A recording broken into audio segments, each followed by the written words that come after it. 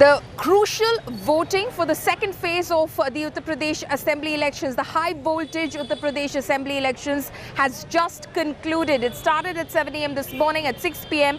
it has in fact concluded, and the fates of 586 candidates who were in the fray have been sealed. 55 seats polled today across 9 districts of Uttar Pradesh, and extremely crucial because this is the Muslim belt. This is the Muslim dominated belt of Uttar Pradesh that polled today. Phase 2 in fact has 9 seats where Muslims constitute over 50% of voters. Now some of the Muslim majority seats in the region are Sambhal, Amroha, Chamrua and Rampur. As of 3 p.m. we will of course get you the latest figures, but as of 3 p.m. UP had recorded 59.93% voting till about 3 p.m. like I said, across the 55 assembly seats. We will of course get in an updated figure from the Election Commission very soon. But listen in to the political reactions that came in through this day.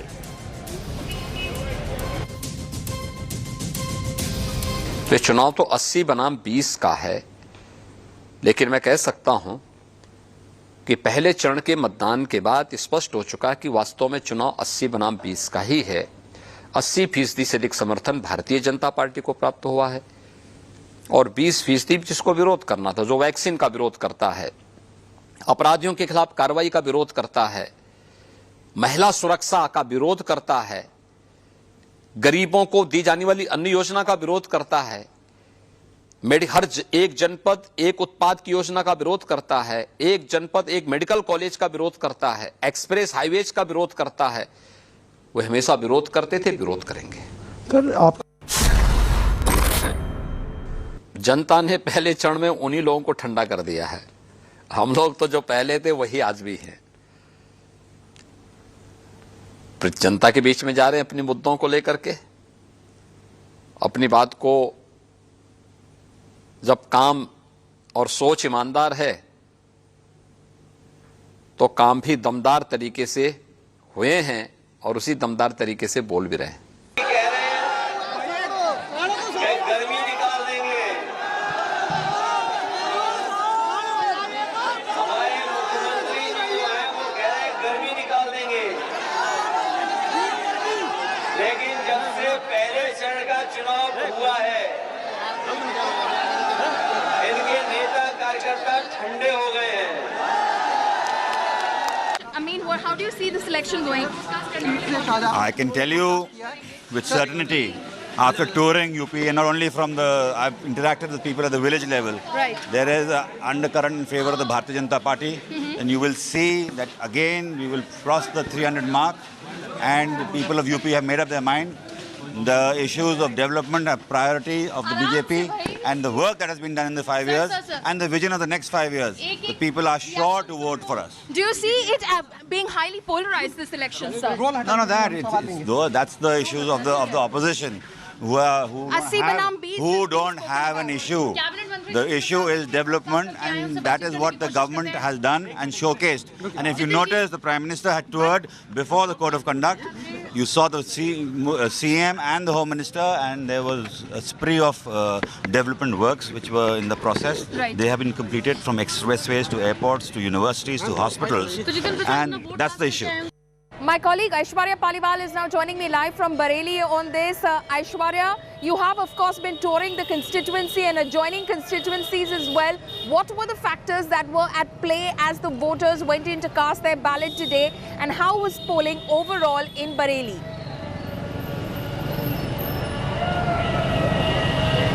Well, Pauline, let me just start by showing you how the voting has ended in this very beautiful looking booth. The balloon decorations were put up. Now the polling is shut, so we don't have people who were here in the morning coming to cast the vote. But the polling booth, of course, is something which was very inviting. Now, you asked me the question about what were the issues on which people were voting. One thing which was very clear for women particularly was the factor of law and order. The women said that they wanted the city to be safe for them. They want to step out at night without worry. worrying. They don't want their family members to worry about them.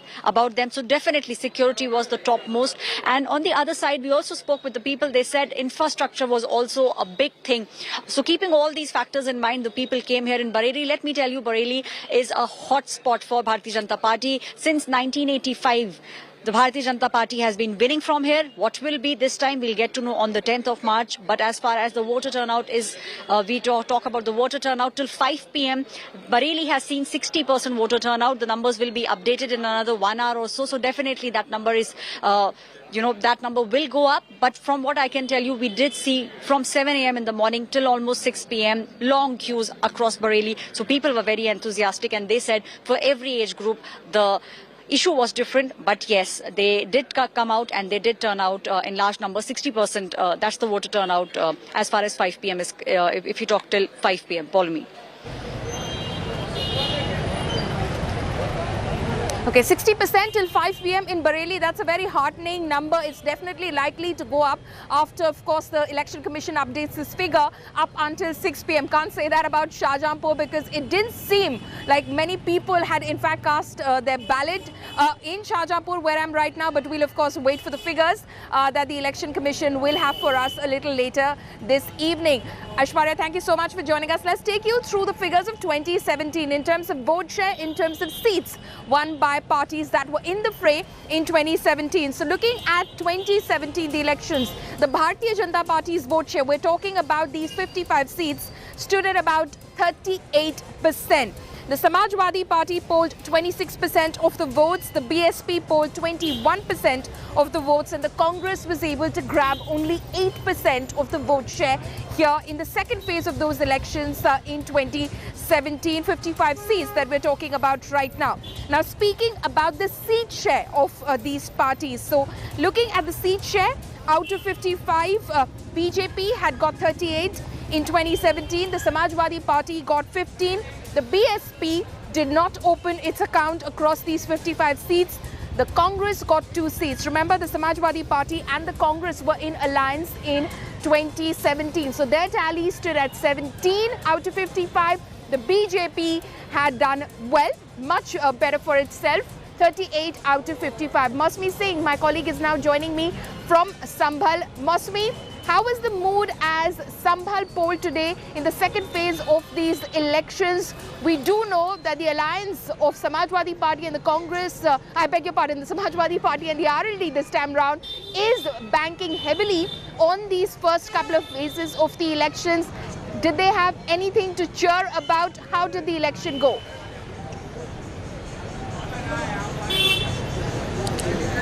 So clearly, Paulimi, this is the Agni Pariksha for the Samajwadi Party and the RLD, considering the fact that even in bad days, Samajwadi Party had bagged 15 out of these 55 seats. Interestingly, a lot will tell with the fact that if you look at the second phase of polling, from 15 to 23, 24 candidates is what Samajwadi Party, BSP, the Congress, or the MIM have put in the fray as far as Muslim candidates are concerned out of the 55. And that's where, Sambhal comes into picture, because Sambhal, what I realized was a highly polarized state of affairs in the Sambhal district. Now, this is a battle for prestige for the Samajwadi Party, but talking about the mood of the voters, this is a polling booth in one of the constituencies, the Chandosi constituency. It's shut, and you can see the crowd standing outside. These are all voters, so you can understand 56 point something 8% polling in the till 5 p.m. that should cross about 60. आप सब लोग ने vote डाला है? जी जी, बिल्कुल डाला। खुश हैं आज लोकतंत्र के जश्न में? जी। अपने मत का इस्तेमाल किया, अपने अधिकार का। खुश हैं, अब अपना कर्तव्य भी निभाइएगा जब नई सरकार बनेगी बतौर भारत के नागरिक के तौर पे। जी बिल्कुल।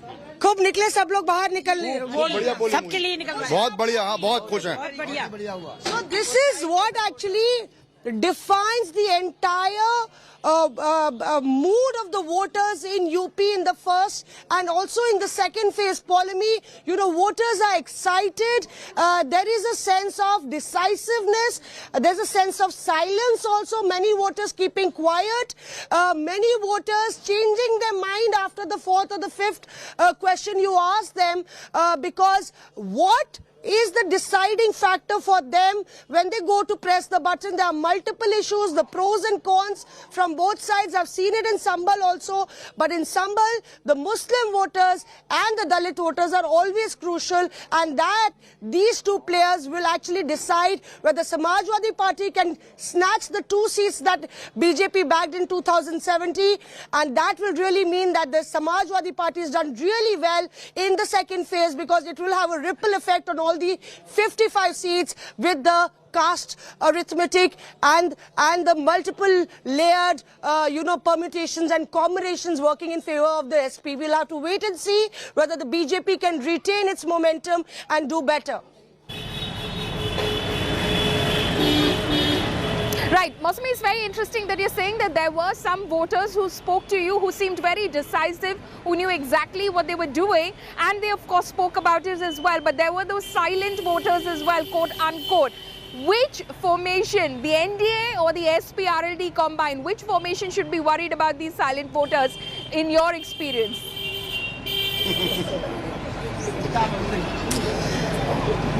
I mean, surely both sides would be equally worried, Polemi. That's a very, very tightrope walk, a tough question that you've asked me.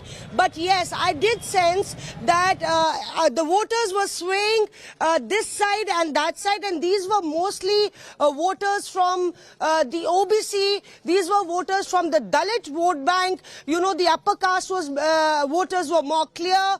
If you look at the Muslim voters, I really thought that they had a clear, decisive answer. But the OBC voters and the Dalit voters were the ones who were more silent, or were changing their stand or shifting their stand, or perhaps not so open about what they were going to do. So that's going to be a really interesting power play. When I say OBC, of course, it does count in that maybe more so I'm talking about the non-Yadav voters as far as the OBC segment is concerned.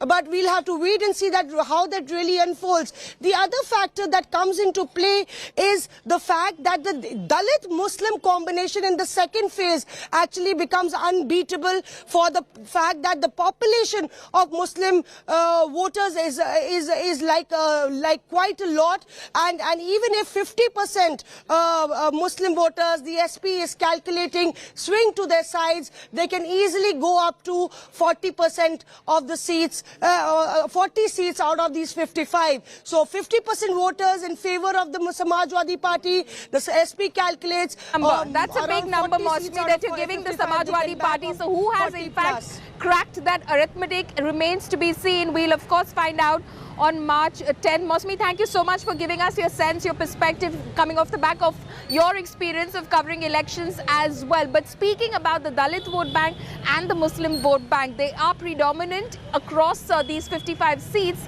And how did each of these parties fare in 2017? In fact, let's take a look at that. Let's take a look at the Muslim-dominated seats and how did the Bharatiya Janata Party, for instance, fare in 2017. So as far as Muslim-dominated seats are concerned, there are about 29 out of the 55 that polled today, for instance.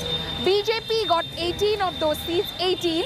Samajwadi Party 10 seats and the Congress 1 seat. So of the 29 Muslim-dominated seats. Now, speaking about the Dalit-dominated seats across these constituencies, 55 of them, there were about 13 such constituencies. There are about 13 such constituencies. In 2017, the BJP grabbed 9 of those seats, the Samajwadi Party grabbed 3 of those seats, and the Congress grabbed 1 seat. So that is how the parties were positioned in 2017. So that is going to be extremely critical. Cracking this arithmetic is going to be very, very critical for these formations that are in fact the dominant players in this election, the NDA and the SP, RLD and other combined in this election. Shreya Chatterjee, my colleague, is now joining me from Saharanpur. Saharanpur, extremely Muslim dominated, very sensitive as well. Shreya, how did polling go in Saharanpur and what was the mood of the voter? You spoke to voters. What were the issues top of their minds?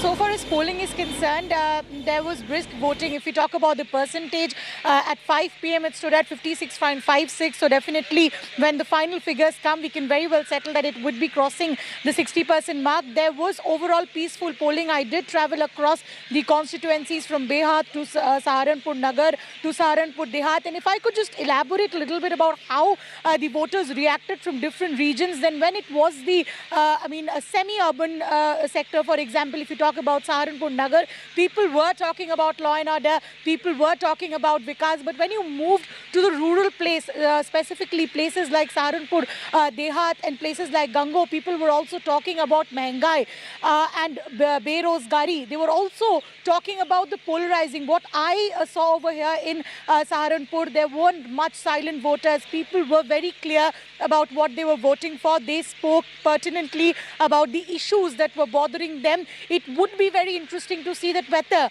the SP and the RLD has got the arithmetic right this time, because remember, the entire district of Saharanpur has 7 seats, 4 was taken away by the BJP, 2 by the Congress, 1 by the SP. This time, the Imran Masood factor is very interesting because he didn't fight elections, neither did his brother, but he's supporting the SP this time. And the BJP minister, remember, Dharam Singh Saini, he had switched camp and joined the Samajwadi Party and is fought from the Nakur seat. So it's very interesting because there is an attempt by the SP to ensure that they don't polarize by putting figures or these leaders in the front face, and they put the other people. So ensuring that probably there's not much polarization and consolidation of vote from the other dominant community. So it will be interesting to see whether the Samajwadi Party That's extremely interesting and a very pertinent point that you're making over there, Shreya.